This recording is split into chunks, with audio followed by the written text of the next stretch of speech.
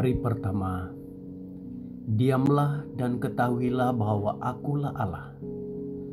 Dalam Matius 24, Yesus terlebih dahulu memberitahu tentang masa-masa yang sukar akan berlaku sebelum kedatangannya.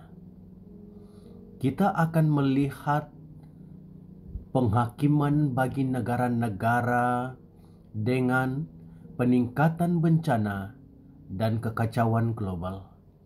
Bagaimanakah kita melalui masa-masa seperti itu dengan penuh kemenangan, dengan kedamaian dan iman yang tidak tergoyahkan? Mazmur 46 ialah suatu mesej abadi dan Tuhan menyampaikan ajakannya bagi kita untuk datang, diam dan berlindung di dalam Dia, sehingga kita dapat menjadi satu pasukan pemenang yang kuat, berteduh di dalam Dia, dan bersinar dengan iman, pengharapan, dan kasih di tengah-tengah kegelapan. Mazmur 46 mengutarakan 3 idea utama. Yang pertama, ayat 1 hingga ayat 3 adalah jaminan, perlindungan ilahi Tuhan dan kedaulatannya sebagai perlindung dan keamanan kita.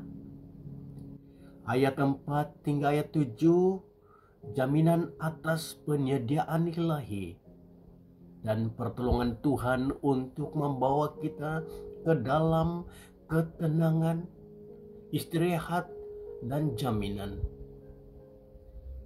Ayat yang ke-8 hingga 11, jaminan akan kehadiran dan kuasa ilahi saat kita mengambil sikap, penyerahan dan ketenangan di mana kemenangan sudah dimiliki dan di mana kemuliaannya akan kelihatan pada bangsa-bangsa.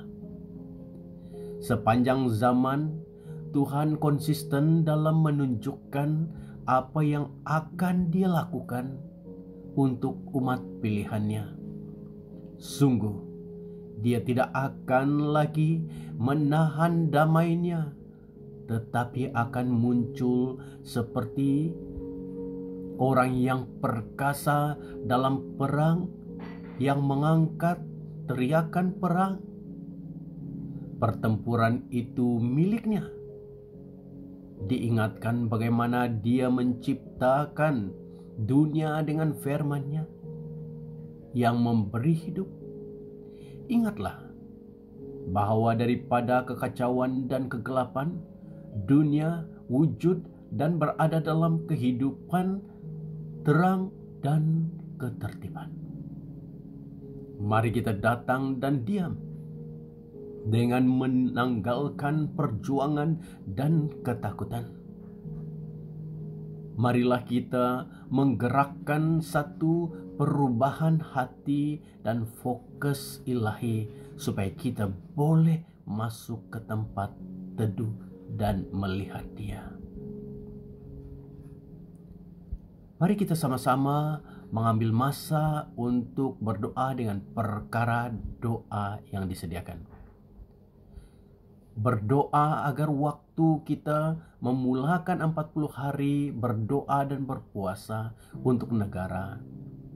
Kita akan belajar untuk diam di hadapan Tuhan, untuk lebih mengenal Dia melalui firman-Nya yang hidup dan pekerjaannya dalam hidup kita, dan bahwa kita akan dijamah oleh kasih-Nya, mencetuskan pertumbuhan kasih kita kepada orang lain. Perkara kedua, berdoa agar orang Kristen di seluruh Malaysia akan bertemu dengan Tuhan dengan cara yang intim sepanjang musim yang penuh tekanan dan sukar ini. Sebagai sebuah kota Tuhan, Semoga gereja bersinar dan menerangi masyarakat kita dengan terang firman-Nya dan mengajak mereka untuk mengenal Yesus, terang dunia. Perkara ketiga, berdoa agar anak-anak orang asli dan orang asal akan menerima hak yang sama seperti rakyat Malaysia yang lain, dan agar mereka tidak dieksploitasi di pasaran tenaga buruh dan didedahkan kepada semua jenis risiko yang tidak diingini. Kita mengambil masa sendiri masing-masing di tempat kita. Sekali lagi, diamlah dan ketahuilah bahwa akulah Allah, kata Tuhan. Tuhan Yesus memberkati.